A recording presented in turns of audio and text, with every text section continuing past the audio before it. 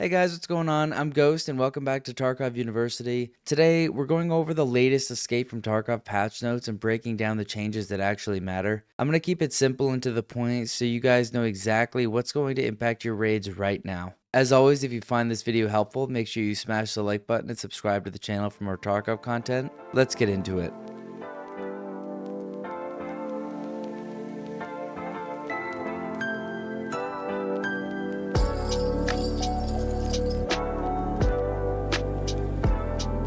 Alright guys, basically what we're going to do is skim through the patch notes and I'm going to be discussing everything that's really going to impact you. There's a lot in here that's not going to affect you, so we'll kind of skip over that stuff. Okay, so starting with game changes, multiple improvements aimed at optimizing client performance across all maps.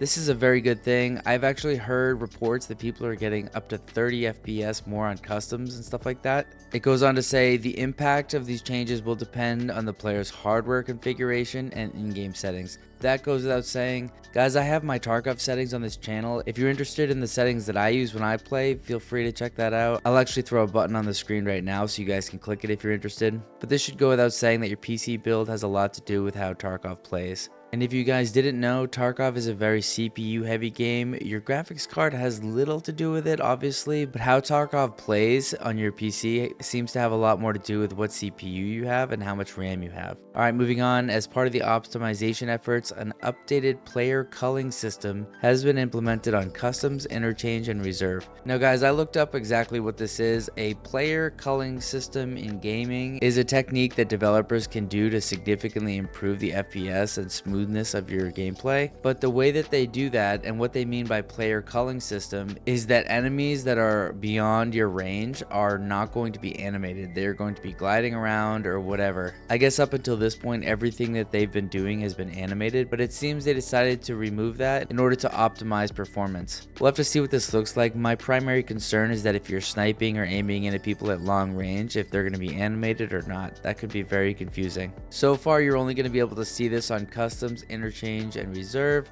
Apparently this has been active on streets for a while now. We all know how streets plays, am I right? That's the most optimized map. Anyway, implementation on all locations is planned in future updates. I'm probably going to do a few customs, interchange, and reserve runs to see what this is all about. Moving on, improve the responsiveness and smoothness of main menu tabs and dialogue loading. That's a great thing. Anything to make the game not bug out and glitch when you're in the main menu is awesome. Added the ability to play as a scav solo in PvE. They're going to allow you to use a local client to reduce your raid matchmaking time. This makes sense to me. Honestly, I have no idea why PvE uses servers in general. You should be able to play the game just locally on your PC because you're not actually playing with anybody else, so this makes sense to me. It says they added further improvements aimed at reducing online raid loading times. This is a great thing. Anything they can do to reduce the load times into raids is awesome. One thing I've noticed that keeps happening though, since they've been messing with the online raid times, although I am getting into raids quicker, sometimes it takes absolutely forever to get out of a raid, and so I hope that they fix that. This is something that should have been done literally years ago. Adjusted the healing priority for multifunctional medkits. After treating bleedings, priority is now given to head and thorax. I mean, come on, that should have been done ages ago. It'd be so frustrating when you just hit the heal button and all of a sudden your guy starts healing his leg or his arm instead of your thorax while your thorax is on 2 in your mid-fight. So this is really good. I'm glad that they finally got around to doing that. Added magazine drop sounds during reload and when discarding magazines. This is really cool in my opinion. Tarkov is a very immersive game, so they're just making it even more so. Good. Okay, moving on to personalization. Players who have previously purchased the Edge of Darkness edition, as well as those who upgraded from the EOD to the Unheard edition, now have access to unique customization sets for both factions. And if you don't, then you can just buy them online. This is great, guys. Like, they made an agreement with their player base. If you bought the EOD back in the day, you were supporting the developer and you would have access to all future DLC. That's what they promised initially. I'm glad that they are avoiding controversy now. It seems like they maybe learned their lesson. Moving on to balancing changes. Figurines and posters that were recently Twitch drops will now spawn on locations. That's kind of neat, I guess, if you like collecting those. But let's move on to some of the more important stuff. Increase the available time window for transitioning from shoreline to terminal. This is huge, guys. If you've been following my live stream, we are currently working on escaping and completing the ticket. I saw this is like a 6-hour window, so I'm glad that they're going to be improving that. Apparently, they have gone through and they have reduced the requirements for a lot of quests and stuff that were time gates, that were basically gatekeeping and stopping your progress. So I'm really glad for this.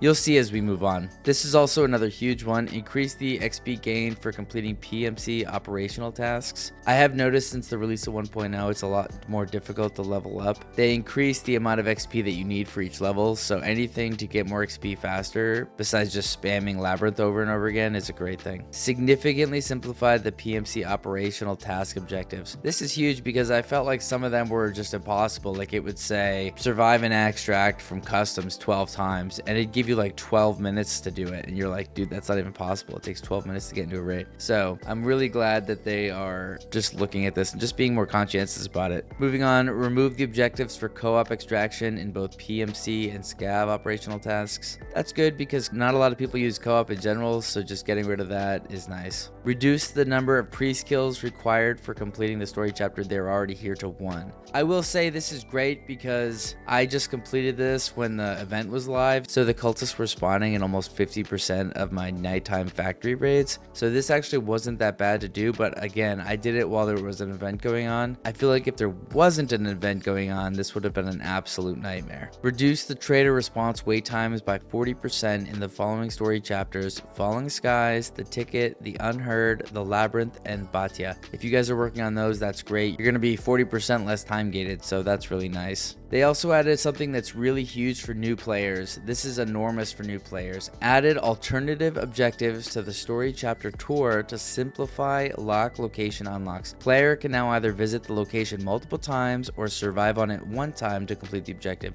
This is huge. If you followed my Tarkov beginner guides, I recommend that the first thing you do is complete the story chapter tour so that you can freely play all the maps. However, I also know that if you're new to Tarkov, that's very difficult because of the extractions and just the nature of the game. So the fact that they reward you now for just trying is a really cool thing. Hopefully this convinces more players to stick with PvP, especially new incoming players. Reduce the duration of most hideout crafts required for story progression by 40%. Again, this is really cool because nobody likes being time gated for no reason. Standardize the edit. Let's go down to stuff that's more important.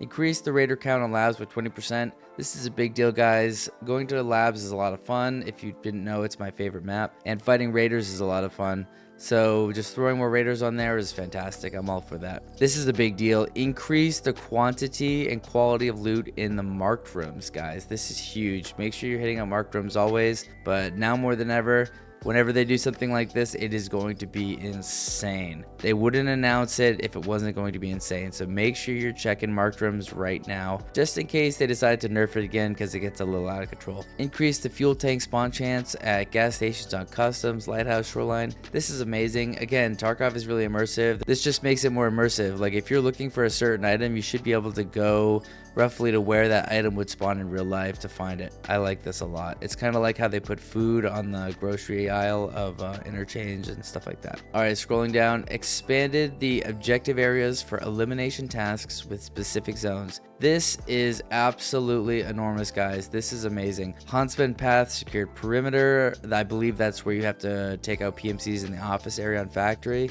Factory with the expansion, especially with the new labs area and all the different medical areas, and not to mention the rafters. Not a lot of people go into the office area now, so this is enormous. I really appreciate that. The Huntsman Path, Evil Watchman. I think that's where you got to take out PMCs in the dorms area. This is amazing. I'll read through them real quick just in case you're listening and not watching and you're tied up on some of these quests. Going down the list, we have Capturing Outpost, Claustrophobia, Rite of Passage, Provide Viewership, No Swiping, Return the Favor, Provocation, all the Gendarmeries like Tickets Please, District Patrol, Mall Cop, Long Road, Overpopulation, Pest Control, Safe Corridor, and No Place for Renegades. Guys, there's a lot of quests in there that are required for Kappa. So the fact that they're making that even easier to do is really nice, honestly, because since all the new map expansions, it can be very difficult to find players in the areas that used to be easy to find players, right? Like dorms used to be a real hot spot, but now with all the new expansions, not a lot of people go there sometimes, so this is good. All right, scrolling down and moving on to what really matters. Let's go down here. A lot of this stuff is kind of irrelevant and won't really impact you that much. We're going to go all the way down to fixes now, guys. Fix the issue with culling, shadows, textures, local geometry. So basically, this is just how they're increasing their performance of the game, which is a good thing. It looks like they fixed a lot of issues, like where the healing would continue after you cancel while you're searching something. Fixed another issue where PvE players were not getting achievements for completing stuff. It looks like they fixed the cause of the PTR driver task progression resetting in some cases. Hopefully they just made Price of Independence easier. It doesn't say that they did that, but I'm currently trying to do that, and it's really difficult. Fix the inability to pay for vehicle extracts when the currency was split across multiple stacks. I have absolutely no idea who was going into raids with multiple stacks of rubles. Maybe DJ Khaled's been playing the game. Another good one I see is where they fixed an issue where opening the search window in the stash would cause the client to freeze for some players. Anything to prevent that from happening is great. It looks like there's a couple story fixes in here. If you're on PvE, it says they fixed an issue where PMC bots would not attack player scavs in PvE. I'm not sure if you PvE guys have been experiencing that, but that's a good thing. And then one of the last ones that's huge is reworked the tripwire placement system for Labyrinth. Tripwires no longer spawn in immediate player spawn points. This is actually really funny. I didn't really find this to be an issue, but we had a player in our Discord just get absolutely blown up while we were all looking for our key. It was really funny. We were like, oh man, did you get out of your room? And he was like, no. Get wrecked. Speaking of which, guys, if you're looking for teammates, feel free to join our Discord. It's a lot of fun. There's a link in the description. Anyways, that's it, guys, for the video. Thank you so much for watching. Make sure you smash the like button and subscribe to the channel. Let me know in the comments down below what it is in the patch notes that you're looking forward to the most. To me, I really like the fact that they are increasing the radius for elimination tasks and reducing time gates. That's huge for me, guys. Anyway, thanks again for watching, guys. I'm Ghost, and I'll see you in the next raid.